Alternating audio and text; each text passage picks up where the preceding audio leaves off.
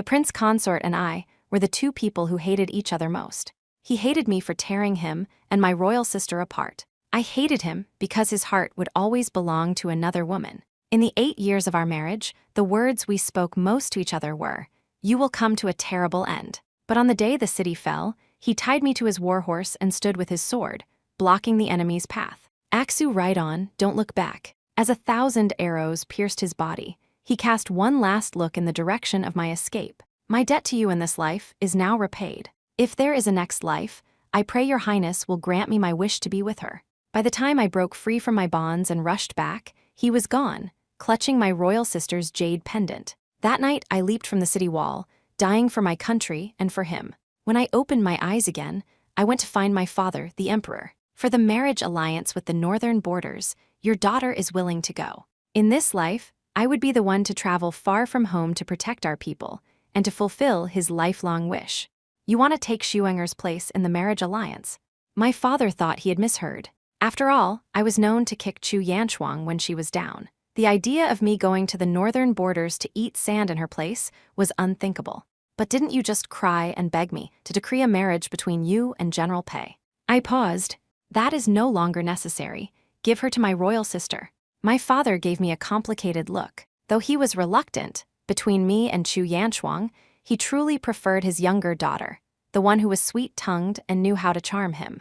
In my past life, if I hadn't fought it to the death, he would have made me go in my sister's stead. And so, he turned and ordered the imperial edict to be changed. It was raining. As I left the grand hall, I saw a figure kneeling in the downpour.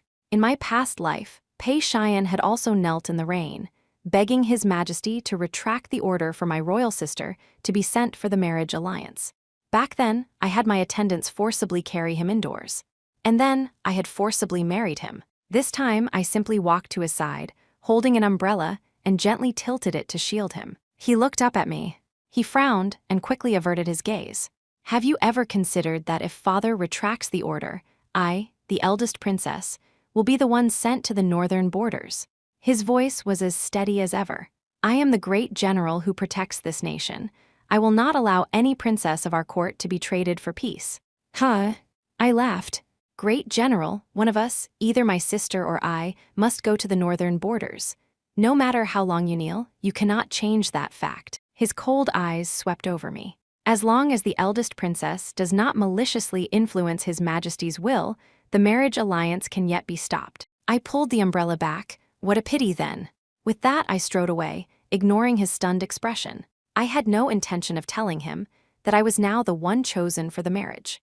He had suffered so much injustice in our past life. Letting him suffer a little longer wouldn't hurt. That way, on his actual wedding day, he would be all the more overjoyed to see that his bride was my royal sister, not me. A wave of bitterness washed over me as I remembered how, in our past life, he had ignored my kicks and struggles, tying me to his only warhorse without a word and holding off the enemy's pursuit for me. I had used every means possible to keep Pei Xian by my side, but even though he gave me his life, his heart had died long ago in the northern borders, along with my sister. Pei Xian, you saved my life in our past life. This time, let me give you a grand gift in return.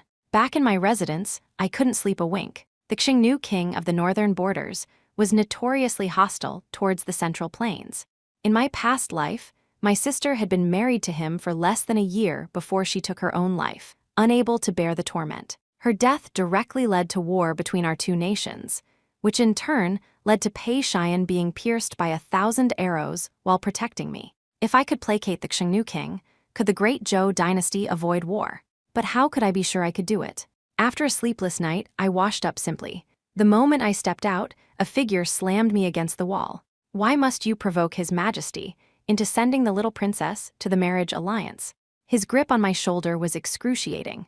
My maid, Xiao Tao, rushed forward to stop him, but one glare from Pei Xian sent her back. Get out of my sight. He reeked of alcohol, clearly having not slept all night.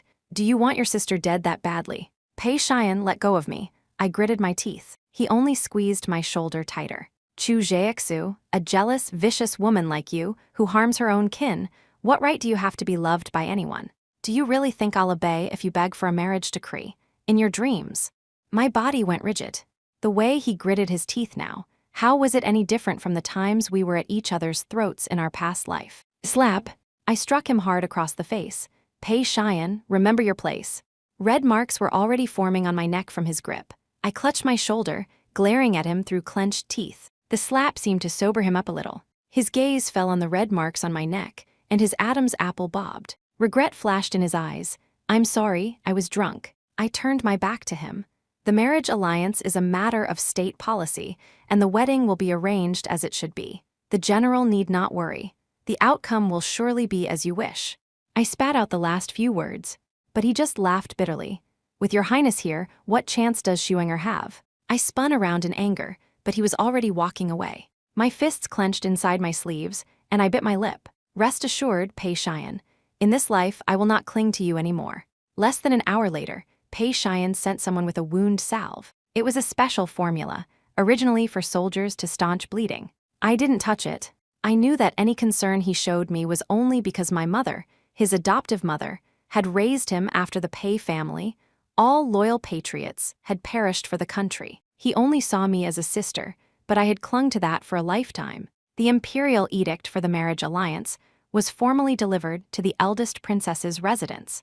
The edict for the wedding, however, was delayed. Following my suggestion, my father only informed Chu Yanchuang of the marriage privately, planning to announce it to the world on the wedding day. As for me taking my sister's place, I kept that news confined within my residence for the time being. This was my surprise for Pei Cheyenne, a repayment for saving my life. It was also the final chapter for us, in this life and the last. But Pei Cheyenne, still in the dark, continued to work tirelessly to stop the marriage alliance.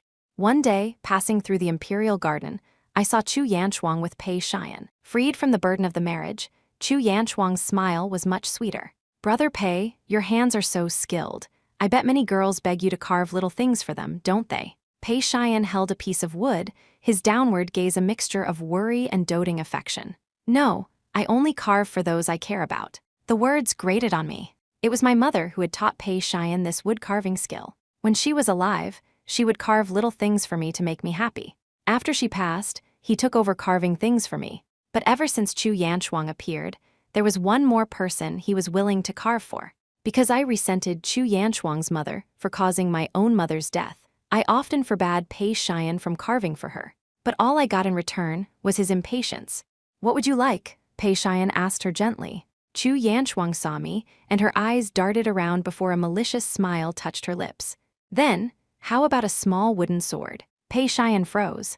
I turned and walked away. The small wooden sword was what my mother had made for me most often. After she died, my jewelry box was filled with the little wooden swords she had left me. Chu Yanchuang didn't like them. She was provoking me on purpose. I didn't try to hide the sound of my footsteps. The moment I turned, he looked up. I didn't look back. Xiao Tao placed a box on my table. I opened it to find a long wooden sword. It was exquisitely crafted, beautifully carved, and even lacquered, looking almost like a real sword at first glance. I knew only Pei Cheyenne possessed such skill. Childish. I pushed the box aside. After a few steps, I turned back. I took the long sword with me. I attended my last mid-autumn festival banquet in my homeland. When I arrived, Chu Yanchuang was crying to a group of noble ladies from the capital, her eyes red. After the festival, I'll have to travel to a distant land. I really don't know how Chu Jiexu can call herself the eldest princess. She doesn't step up at a time like this, her mind filled with nothing but forcing General Pei to marry her. Our Xuenger is the one with a sense of national duty. Xuenger, I'll miss you after you leave. Hidden beneath her sleeve, Chu Yanchuang's sobs were mixed with a hint of imperceptible smugness. Her breath caught when she saw me out of the corner of her eye. I usually disliked such occasions. I never attended the mid-autumn banquet. She had clearly counted on that when she decided to play the victim in public. I looked at her, gave a meaningful, cold smile, and took my seat. What does she mean by that? Is she looking down on Xuenger?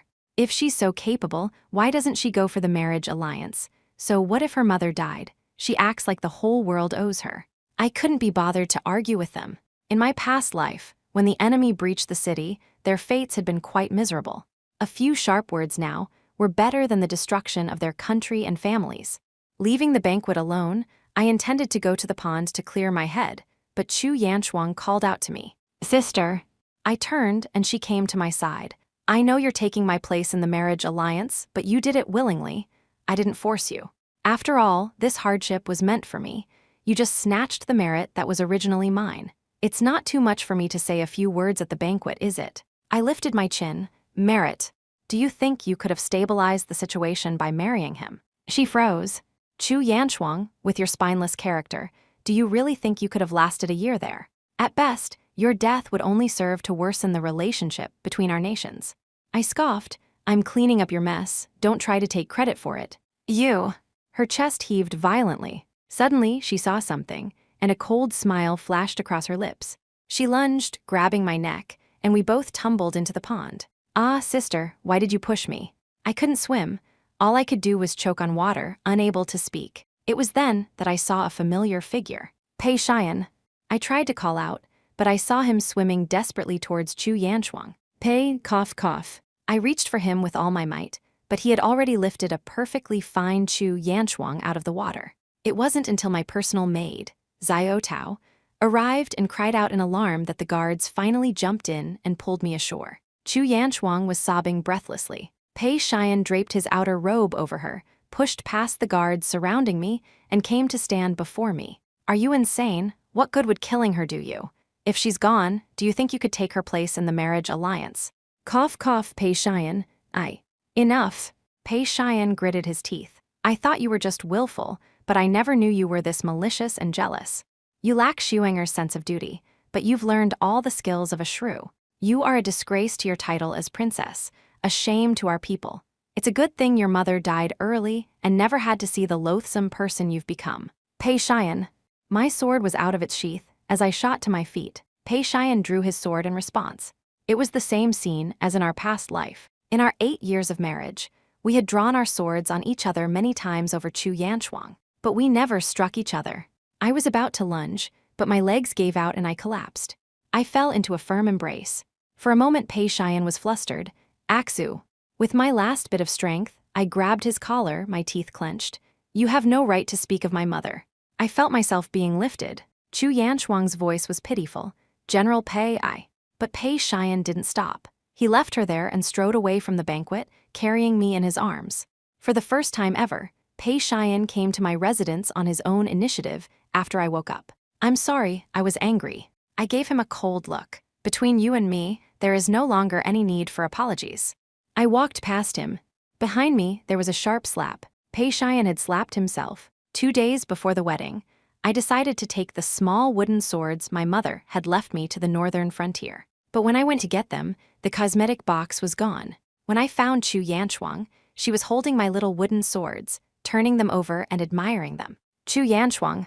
The moment I spoke, her hand trembled and she dropped the box. The swords shattered on the floor. I drew my long sword in a flash. She suddenly burst into tears. Sister, I'm leaving soon. I've never played with little things like this. Please don't be angry, sister. She took a step back, her heel landing precisely on a small wooden sword. You. I advanced with my sword, but Pei Xian suddenly stepped in front of me. It's just a pile of wooden swords. Is it really necessary? I can just carve you more if it's that big a deal. I stared at him. Did you take them? He remained silent. Only he knew where I kept my mother's wooden swords. Xuanger is being sent for the marriage alliance. Wasn't that your doing? His tone grew colder. You've ruined her life. Isn't that worth more than some broken pieces of wood? Broken pieces of wood. My breath trembled. My mother carved those for me. I know. A hint of pity crossed his brow. I will carve you better ones. You can't. I shoved him hard. Who do you think you are? I rushed towards Chu Yanshuang. She backed away in fear, but every step landed precisely on the broken swords. General Pei. Her voice trembled, full of pitiful appeal. Stop. I raised my long sword. Behind me, Pei Xian's sword was also drawn. He flashed in front of Chu Yanshuang, shielding her. The scene was uncannily similar to our past life. We were always at daggers drawn, never hurting each other, only wounding one another with the most vicious curses in the world. Stop, Pei Xian commanded. I didn't stop. He raised his sword. I said stop, Chu Jiaxu. Thud. Squish. The long sword sank deep into my shoulder. His eyes widened in shock. The sword I had thrust at him had broken. Only then did he realize I was holding the long wooden sword he had carved for me. How could a decorative sword ever truly harm someone? Axue. He caught me in his arms. Why didn't you dodge? You were always the best at dodging. He suddenly paused. Always? When did he and I have an always? Why would he say something like that? My bloody hand reached for Chu Yanchuang. Then it fell limp. Pei Xian stood guard outside my room for 2 days and 2 nights. On the eve of the marriage journey, I still hadn't let him in. The moonlight outlined his tall figure at my door. He finally spoke. Axue, I will marry you. I leaned against the door, silent. I will spend my entire life making up for this wound. I swear it to you, as a soldier. I still didn't answer. He stood outside for a while longer, then his footsteps faded away. Inside, I curved my lips into a smile, as a tear slid from the corner of my eye. On the day I left for the frontier, I rode a horse, dressed in red, allowing no one to follow. Not even Xiao Tao. This was a hardship I would bear alone. Why drag others down with me? Today was also the day of Pei Xian's wedding to my royal sister. He had probably received the surprise I left for him by now. I just didn't expect to find Pei Xian waiting for me on the road I had to take. A veil covered my face. He looked at me deeply. I'll see you off. I said nothing, riding straight past him. He turned his horse and followed. Are you angry with me for marrying your royal sister? I froze. So he thought I was Chu Yanchuang. It seemed he had been waiting here for a while and hadn't received the surprise yet. But I owe her this. I continued on in silence. I'm sorry I couldn't stop you from being sent for the marriage alliance. I still said nothing. But, he said, grabbing my reins. If you regret this, I can help you escape right now, where no one will ever find you. I glanced at him. I pushed his hand away, spurred my horse, and galloped off. Behind me, his calls scattered in the desert wind. Xiuenger. Pei Xian stood there for a long time, until the red figure vanished over the horizon. He returned to the city, utterly dejected. Chu Yanchuang had been very strange today. Not only did she refuse all escorts, she wouldn't say a single word to him. He slammed his sword into the ground, his face filled with regret. If only he had tried a little harder, maybe she wouldn't have had to go. She must be blaming him. But what else could he have done? This life is promised to Chu Jiexu, so we are not fated to grow old together. He had sworn an oath. He could not break it. In the bridal chamber, he mechanically lifted the red veil. He was stunned by the familiar face of the woman before him. General. Chu Yanchuang threw herself into his arms. How can it be you? A terrible suspicion formed in his mind. Chu Yanchuang's eyes darted away, her face shy. I don't know why, but the imperial edict suddenly changed yesterday. My sister is going for the marriage alliance instead. What did you say?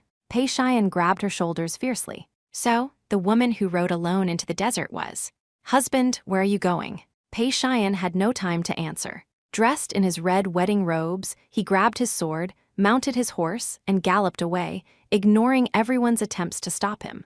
On my wedding night, I was contemplating how to deal with the Xingnu king. He was a man who harbored extreme hatred for the Central Plains.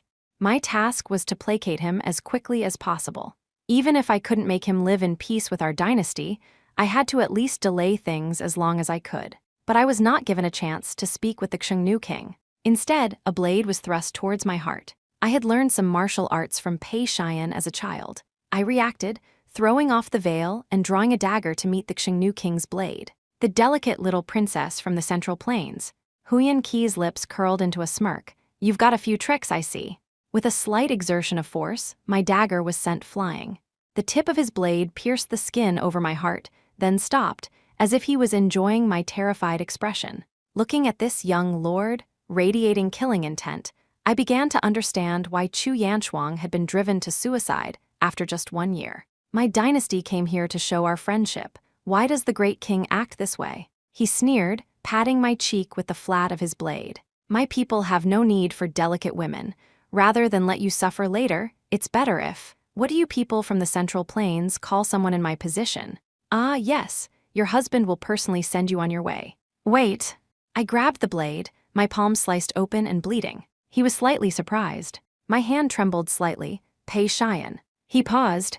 In front of this martial lord, the only general from the Zhou dynasty he would look upon with any respect was Pei Xian. While all other generals fled at the sight of Huyan Qi, only Pei Xian could fight him to a standstill. He has just married my royal sister, the woman he loves most. He is desperate to earn military glory to bring honor to her. He thinks about killing you with his own hands every day and returning to the court in triumph. Do you think he's given up just because I'm here? He's hoping I die here, to give my father an excuse to attack you, you barbarian. Huyan Qi frowned. The last envoy who had dared to call him a barbarian to his face had his head hanging on the city wall. But I simply lifted my chin, baring my neck. Fine, if I die, he will avenge me. If the great king is so confident of his victory, then do it. Huyan Qi stared at me for a moment. Suddenly, he laughed and sheathed his sword. You have some backbone, much better than the previous princesses. With that, he turned and left. Only then did I realize I was drenched in sweat. The Zhou dynasty had sent no fewer than 10 princesses for marriage alliances. Back then, Huyan Qi was not yet the lord. Perhaps the men they married were even more brutal. The blows they endured, were they not harder than mine? This was only the first day. The days to come would likely be even harder. Huyan Qi had spared me. I thought he wouldn't try to harm me again. But to my surprise, he summoned me by name to accompany him on a hunt. I was a little taken aback. A man who despised people from the Central Plains so much, bringing me along to an event where one usually brought a beloved consort. Then again, I was the only woman he had, forced upon him. He had no other choice. But as we went deeper into the hunting grounds, I felt something was wrong. I turned my head, and the dozens of people who had been with me were all gone. I tried calling Huyan Qi's name a few times, but there was no response. A low roar echoed from the depths of the forest. My horse suddenly reared and neighed. Ahead, there was a tiger. Meanwhile, not far away, Huyan Qi and his men were quietly observing the girl. A subordinate spoke up. Great king, are we really going to kill her? I thought you spared her on the wedding night. Huyan Qi's eyes were icy. Spare someone from the Central Plains? Impossible. But killing her with my own hands would likely provoke a strong reaction from the Zhou. Pei Xian is a worthy opponent. Dealing with him requires more preparation. The subordinate understood.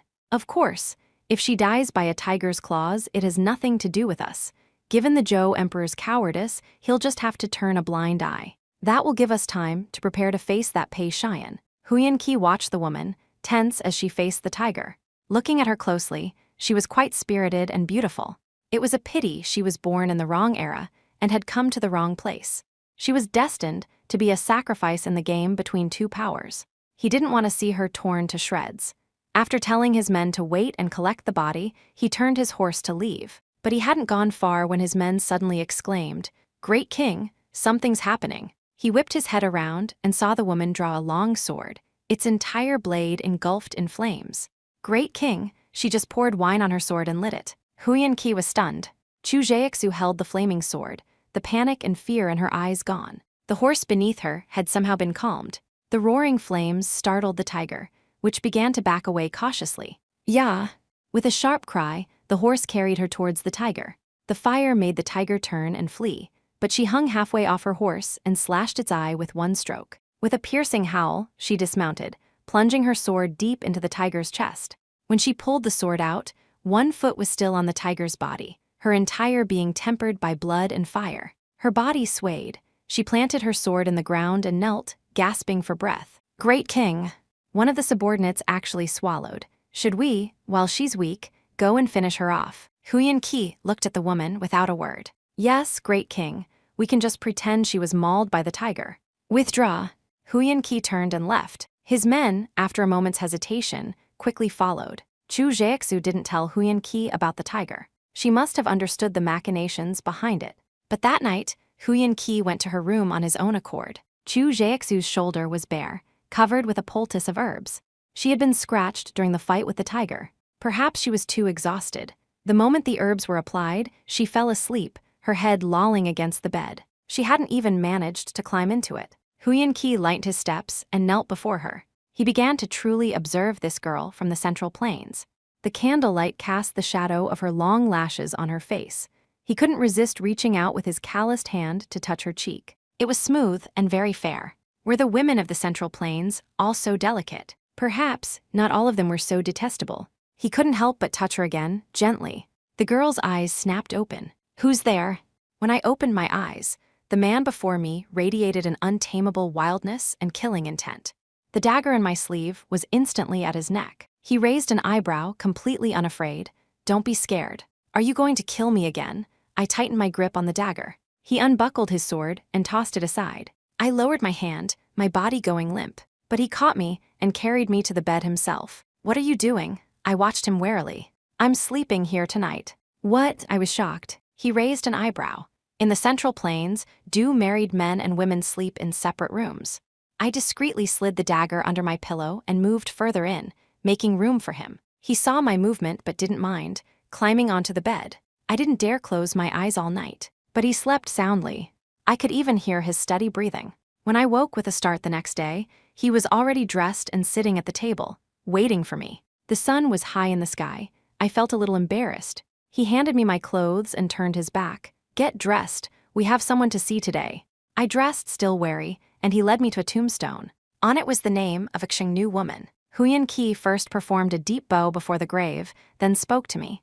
"This is my Iji." I was taken aback. "It means mother." I understood. He looked at the tombstone. "Iji, I am married. You can rest assured now." I quickly knelt and paid my respects according to their customs. Whatever the case, keeping him in a stable mood was definitely the right move. When I finished, I turned to find him looking at me thoughtfully. After that visit, I didn't know what Huyan Qi was thinking. But not long after, he invited me to hunt again. I immediately clutched the dagger in my sleeve. He actually smiled. "This time, you'll ride with me on the same horse." I was skeptical, but he simply lifted me up and placed a bow in my hands. "Did you learn archery in the Zhou dynasty?" "No." Pei Xian had only taught me swordsmanship. From behind me, he took my hands, drew the bow to its full extent, and shot an arrow into the sky. Before I could even see the target, a wild goose fell at our feet. After 4 or 5 times, I couldn't help but speak up. "I want to ride my own horse." He raised an eyebrow and gestured to a subordinate. I mounted the horse, aimed at the sky, and let an arrow fly. A goose fell to the ground. I couldn't help but exclaim, "I hit it." There was a hint of a smile in his eyes too. My hands itched. "Great king, shall we have a competition?" "What?" "Let's see who can shoot more." He laughed. He gestured for his men to follow. "Let's form a team, you and me together." "All right." Fiery steeds galloped across the grasslands, and one by one, geese fell from the sky. Our horses crossed the finish line, and cheers erupted across the plains. "Huyan Qi." I excitedly dismounted and threw myself into his arms. "We won, we won." He caught me and spun me around several times before gently setting me down. I was about to say more when I realized how close we were. He had said he hated people from the Central Plains, especially delicate little princesses. The smile froze on my face. I quickly stepped back. "Thank you, I had a lot of fun." After eating and drinking with the other women, I passed by Huyan Qi's tent and heard drunken voices from within. "Is the great king not going to deal with that little princess? Didn't you say you couldn't stand those delicate little princesses from the Central Plains?" Huyan Qi's voice was also tinged with drunkenness. "She is no delicate little princess. She is the most passionate Ji-sang flower on the steppe." My breath caught. Have I successfully infiltrated his inner circle? Huyan Qi stayed in my room every night, but he never truly touched me. Over time, I gradually became able to sleep by his side. I could feel he didn't hate me as much as before, but he was only a little kinder to me, one person from the Central Plains. He was still the same Huyan Qi who detested the Central Plains. I didn't dare try to influence his strategic decisions regarding the Zhou dynasty yet. I was afraid of ruining the fragile peace we had built. One day, I received a letter. The handwriting was familiar. It asked me to meet outside the border. As I mounted my horse, a well-defined hand grabbed the reins. "Where is my lady going?" Huyan Qi's tone was heavy with meaning. I turned to see him staring at me intently. I tightened my grip on the reins. I wanted to go for a look around. His wolf-like eyes seemed to see right through me. "If you don't agree, I won't go." I was about to dismount when he stopped me. "When will you return?" I paused. I didn't know if I could return, but I looked at the sky, dismounted, and planted a sword in the ground. "When the sword's shadow moves to here, I will be back." Huyan Qi's wolf-like eyes showed no emotion. I didn't know if he truly believed me, but he released his grip on the reins. In an ancient city beyond the border, amidst the ruins, Pei Xian waited for me on his tall horse. "General Pei." I nodded politely. His breath hitched. In this life and the last, this was the most distant I had ever been with him. The corners of his eyes reddened slightly, and his Adam's apple bobbed. "Axue, come home with me." I lowered my eyes. Does the general wish for war between our two nations? If the princess sent for a marriage alliance was snatched back so soon, how could Huyan Qi possibly swallow that insult? With me here, I will not let Huyan Qi's iron cavalry set foot on our soil. I looked at him and shook my head. In our past life, after Chu Yanchuang died, he had held the line for the Great Zhou for 7 years. In this life, without me holding him back, he might indeed be able to stop the Xiongnu. But all wars have a cost ultimately borne by the common people. Besides, Pei Xian was not invincible. As long as I am here, there will be no war on the border. The general should go back and be with his wife. I did not marry her. Pei Xian's eyes were red. I was surprised. Axue, I've been having a dream. He gripped the reins tightly. I dreamed that you and I were married, and I argued with you every day. In the end, the Xiongnu breached the city. I managed to send you away, but you came back and jumped from the tower. I was speechless. The dream is so painful. Every time I want to stop you, but I always fail. I wake up from the dream, only to remember that you have already gone to the northern frontier for the marriage alliance. I lowered my eyes, silent. Axue, did those things really happen? Did you experience all that? And that's why you chose the path of the marriage alliance. I turned my horse. The general should go back. Axue, he called after me. If you chose this path for my sake, I want you to come back. I will use all my power to protect you for the rest of your life, and keep Huyan Qi's men forever beyond the border. I smiled. I turned my head. The general overthinks things. Didn't you say I was a disgrace to my title as princess? I just wanted to prove myself. His breath caught. He seemed to recall the angry words he had spoken that night. Axue, that's not what I meant. I was angry then. I never really thought you were. That's enough, General Pei. I smiled, the wind whipping my hair across my face, partially obscuring my vision.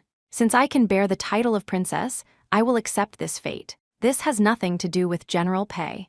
It was my personal choice. Please, General, do not be so sentimental. His eyes were red. My horse took a few steps back. I stopped and turned my head. Pei Xian. He looked at me. I will do everything I can to hold Huyan Qi back. As long as I am here, I will not let Huyan Qi's iron cavalry enter the Central Plains. If I fail, I will die for my country. No matter what, this is the last time we will see each other. His breathing became unsteady. Axue. General Pei. My voice carried across the wind and sand. In this life, I wish you a house full of children and grandchildren, a long and prosperous life. With that, I turned my horse and galloped away. The sound of hooves and his calls were swallowed by the yellow sand behind me. Axue. The sword's shadow had long passed the appointed time. The subordinates grew anxious. Great King, the eldest princess must have left with that man named Pei. That's right, she deceived the Great King. She might have even taken our secrets with her. Great King, give me 1,000 men, and I will bring back both their heads. Silence. Huyan Qi's face was terrifyingly grim. His wolf-like eyes were fixed on the sword's shadow. A bad feeling was growing in his heart. But he didn't want to harm her again. Forget it. He reached for the hilt of the sword. Just as he was about to pull it out, the sound of galloping hooves approached. Huyan Qi. My voice cut through the wind and sand. He looked up sharply. Without a second thought, he rushed out. I dismounted and fell right into his arms.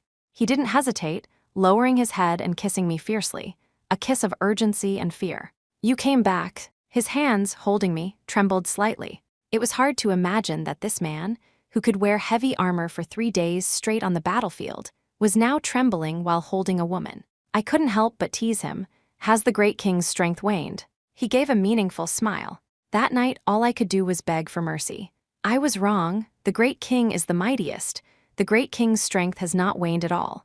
As dawn approached, he finally let me go, kissing my hair, his breath coming in soft pants. I wish to be with the eldest princess, for 1 lifetime, 1 world, 1 pair. I smiled. Where did the Great King learn such poetry from the Central Plains? He smiled back. Does the princess like it? I caressed his face and nodded. Huyan Qi did not lie to me. He never took another wife in his entire life. Although according to the customs of his tribe, he was to inherit the wives of his father and brothers after their deaths. He gave all those women money and let them go free. Until his 80th birthday, when he died of old age, the only wife by his side was me. In this life, he truly never set foot in the Central Plains again.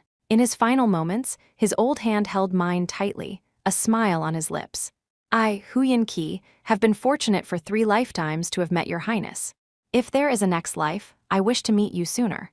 I saw him off on his final journey. In this foreign land, the only person I cared for was gone. I was left alone in this vast, empty world, guarding the longbow he had used to teach me archery all those years ago. In the vast yellow sand, a white-haired man rode towards me on a horse.